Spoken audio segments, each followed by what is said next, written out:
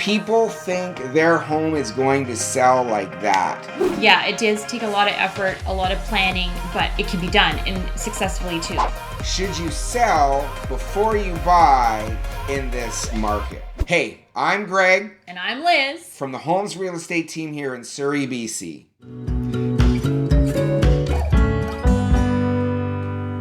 Now, we get this question a lot, especially the homeowners that live in Surrey, Cloverdale, and Langley and beyond. And we're trying to figure out what are the pros, the cons of selling before you buy in this market, and let's see what works best for you. Yeah, selling before you buy, buying before you sell. We're going to go through this in this video and talk about all the different options, scenarios, pros and cons, right? That's right. But first, we have to talk about the market, right? Because understanding the market conditions plays an important factor into this big decision, right? That's right. And one of the biggest things is it a buyer's or seller's or a balanced market? So let's talk about current inventory and current market conditions. Okay. Just quickly, a bit of a broad conversation. Right now, we have 11% ratio between sales to listings. Now, a balanced market is between 12 and 20%. When it's below 12, it's a buyer's market. For instance, the months of inventory currently in the Fraser Valley sits at 7 months.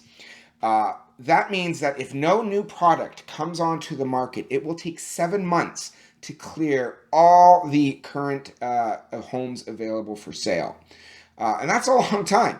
So a balanced market is between 4 and 6 months. When the market was really hopping, the months of inventory was between 1 to 3. So across the Fraser Valley, we're sitting at 7. That's a lot of homes available for sale. It's a buyer's market. So that's an important factor in knowing your decision of whether you should sell or buy first. All right? Okay, so we have this option of saying let's sell first and then buy, and let's look at the pros. The pros, you know exactly how much money you have to work with, no risk of carrying 2 mortgages, and the third pro, less financial stress and timeline pressure. That's right. When you sell first, there's often a lot more clarity about your budget, right? You know how much you've been pre-approved from the bank. You know exactly how much money you will net at the end. So because when you sell a home, it's not just the purchase price. You have to factor in the fees, the real estate fees, lawyer fees, notary, property taxes, and that sort of thing. So you have a very clear understanding of how much you're going to walk away from. So that's great. And that stress of uncertainty of you're not going to have to carry 2 mortgages because you know you sold it. You know you're going to, at that closing date, you're going to clear that 1 mortgage, and then you can go on to the next purchase. So that the financial stress on homeowners is very high, right? Yeah.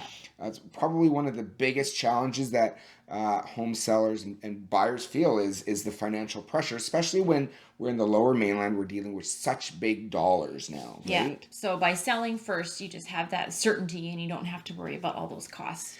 Now, there are cons with selling first, and that is you might feel rushed to buy something after you've sold, right?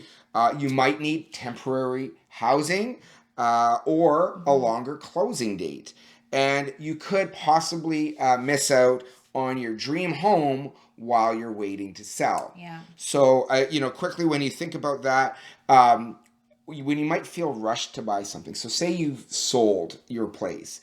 And typically what happens in BC, the closing date, that's the day you have to be out, or possession day, is usually about 2 months on average. But so that's kind of your window. Once you've sold your place, you have 2 months before you need to be out. And so some people might feel that that's too soon. They might have really unique or particular needs for their next home. And, especially in the market conditions, when there's low inventory, that puts a lot of pressure on people. Yeah. Again, it's really understanding those market conditions. But if it is a market where there's a lot of inventory, then maybe that person who is not as particular will be like, I can find something still. So even if that house that they loved was sold, then they could be like, well, I can find something else. Yeah. But And You never know. and like a long close, this is obviously this is a conversation we have with a lot of people. A long closing date is generally 3 months or longer. We say a regular closing is about 2 months from the date the deal goes firm. A quick close is 1 month or less, and that typically is only involved when a home is vacant, right? Because it's very easy to just get the lawyers involved, the banks. You don't have to worry about someone moving out, right? Because that certainly adds the time. Yeah.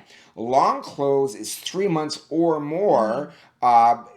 Depending again on the market conditions, you could ask for 3 or 4 or 5 or even longer, as long as it's negotiated with the other party. There's certainly concerns about having too long a close with fluctuating markets, but Yeah. that is how you kind of manage that. In a hot market, when it's a seller's market, because the seller holds the hammer, sometimes they're even able to negotiate like a rent back. They say, Yeah. I'm going to sell now, but I don't know where I'm going to be, so I'm going to rent back my home for 6 months unless I find a place I can move in sooner. But that only works in a seller's market. Right now, in the buyer's market, you're not going to get away with that. It's unlikely anyways, but that is kind of a pro tip, right? Yeah, that was a good one. Yeah. Okay, the other option is buy first and then sell after. I like this option, Liz. You know why?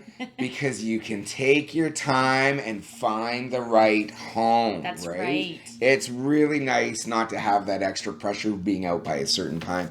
There's less pressure when shopping, especially if you're upsizing to a bigger home or downsizing and you're worried about that spacing issue. That's right. And finally, you can lock into a home and your price is set, right? If you buy first, you know your price, particularly in a market that's going up. If you bought earlier and the market continues to rise, you know that you've purchased at this set price, which is lower in a rising market. And then you can sell a little higher. So, yeah. So that's a nice way to make sure you find the right home, but like it also comes with cons as well. Yes. So one of the cons for buying first is you need to qualify for 2 mortgages. So there could be bridge financing or HELOC. Another con would be if your home takes longer to sell, you could feel the pressure. And the last con would be market conditions could shift unexpectedly. Yeah, let's talk about that. You said something in there that I think is important people understand, right? You talked about they might need to qualify for 2 mortgages or a HELOC. Well, a HELOC is a home equity line of credit, right? If you don't know, go talk to a lender or broker or specialist. They're going to be able to explain that to you. Or we can suggest some for you. Yeah.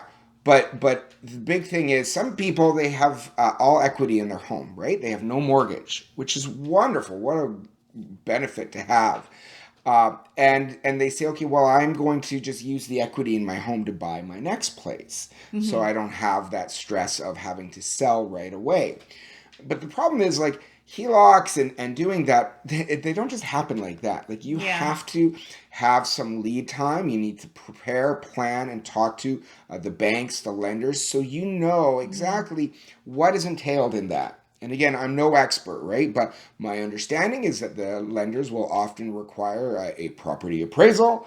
They're going to have a max percentage of how much they are going to loan, right? Don't think you're getting all the money in your home to go to the next place. They have percentages. So it takes time. It doesn't happen overnight. Don't think you can go out, look for homes, and then all of a sudden say, well, we'll just pull the equity from our current home.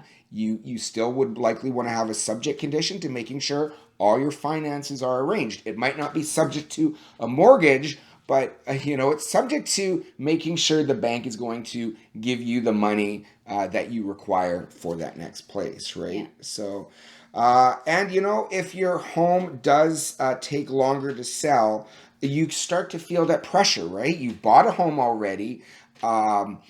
In a down market, right? Like, I mean, you might have given it some time, like a few, 3 or 4 months for closing. But then as the time gets closer and closer, you start to worry, like, am I going to sell my place? Like, what's happening? Changing market, particularly. Maybe you bought your home and you're happy and you've moved in and you thought, because we hear this all the time, People think their home is going to sell like that. And surprise, the market might say something different. Yeah. And that can happen.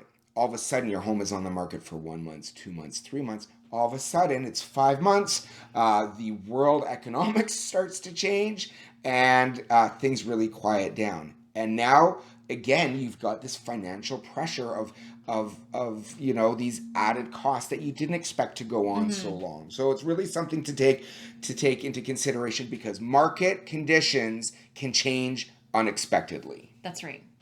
Why don't we talk about the bonus option, I like to call it, Liz? Okay. Another option is simultaneously buying and selling. So this would be like a subject to sale. So if you want to buy and sell your homes at the same time, it can be done, but it is a balancing act. Yeah, and that's really where a skilled agent comes in, right? I mean, we certainly have those conversations with our clients about the kind of weaving the web through that, because it is something that can be done with a proper plan and consideration. Things like, if you're going to go and try to do a subject to sale, you want to make sure that your budget of what you want to buy matches what's available, right? If you have a champagne taste and your budget, it's good to go out and see homes to see what that your expectations and your price match. But then at the same time, you're also having to make sure your home is show ready. Yes. So you're preparing the home for sale, you're decluttering, you're painting, you're doing everything. You're getting the home show ready, including you need to have your photos done. Yeah. You need to basically be ready to flip a switch to say, we're on the market. Because when you find the perfect home that you want to buy and you write a subject to sale, I guarantee you the agent on the other side is going to ask you, is your home on the market? What are you listed at? Have you had any activity? How are you compared in the marketplace? Priced. Exactly. And if you don't have your home on the market, or you say it's going to be a couple of weeks, you're not going to be able to buy simultaneously, because the agent for the place that you're trying to buy is going to say, no, these people don't have their ducks in a row. Yeah. Why would we want to work with them when they haven't done the work in the lead up? So it requires a plan, a consideration, and effort, right? Yeah, it does take a lot of effort, a lot of planning, but it can be done, and successfully too. We've had clients who've done that. So it can be done, but you need to have people who are going to make sure that it works smoothly. I can't stress enough the importance of knowing market conditions. So make sure that you're having that conversation with your trusted agent to talk about it. So how to decide what's right for you? It depends on your comfort level with your risk, right? You need to know your financing options. You need to know that in advance. And you need to know your home's marketability. Is this a fixer-upper? Or is it turnkey and is it ready to go? That's right. And you also need to know your timeline. Are you flexible, or do you need to move fast? These are all really key things. And there's no one set answer. There's no one right answer. It really depends on your level of risk, your comfort, like you said, how ready you are to take that step. Conversations need to be had with your agent. And I find the biggest thing here is what concerns you most, right? Because buying and selling is a stressful situation. Do you worry more? Would you be more have less sleep at night worrying that you can't find the right home? Or would you be worrying that how are you going to pay for things like your finances? There's no one set answer. Everyone has different levels of risk. It's something that you want to talk to your partner about, your spouse, your family, to make sure that everyone is on board with the decision that you do. All right. So what we would suggest, if this is something that you think you want to have conversations about, hey, we're here to help. That's right. Right? Feel free to reach out to us for a complimentary, no obligation chat to guide you through this buying and selling process, right? That's right. Yeah. And if you like this video or any other ones, we would love for you to subscribe. Smash that like button. That's right. And you can also get some more local real estate tips as well. Yeah. Hey, I'm Greg. And I'm Liz. Thanks for watching.